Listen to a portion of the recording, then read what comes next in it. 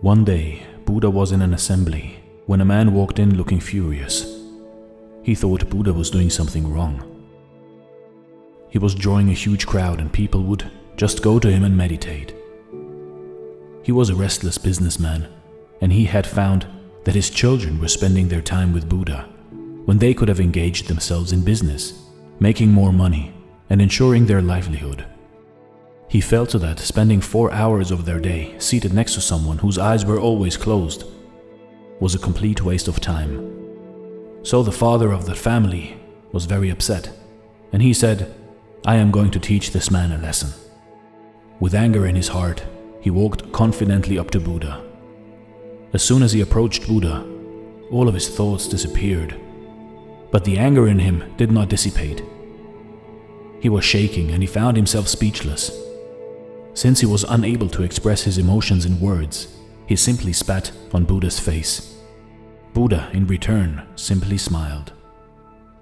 His disciples who were sitting with him were furious. They wanted to react and were ready to jump, but the Buddha's presence didn't allow them to do so.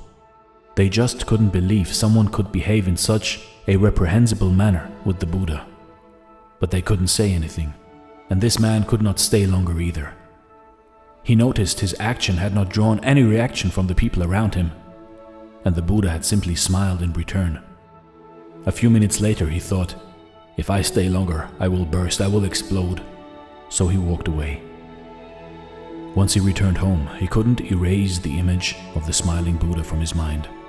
For the first time in his life, he had met someone who had such an extraordinary reaction to such a disrespectful act. He could not sleep all night, and his whole body underwent a transformation. He was shivering, shaking. He felt as though his world had collapsed. So the next day he got up and went and fell at Buddha's feet and said, "Please forgive me. I did not know what I was doing." To which Buddha replied, "I cannot excuse you." Everyone, including Buddha's disciples, were shocked at this reaction. All his life, Buddha had been so compassionate. He had accepted everyone in his ashram, regardless of their past. And now he was telling this businessman that he could not excuse his behavior. Buddha looked around and found everyone to be in a state of shock. So he explained, "Why should I excuse you when you have not done anything? What wrong have you done that I should excuse your behavior?" The businessman replied, "Yesterday I came to this assembly, and in my anger, I spat on your face. I am the same person, it is me." Buddha said, "That person is not here anymore. If I ever meet the person on whom you spat, I'll tell him to excuse you. For me, to the person who's right here in this moment, you are wonderful.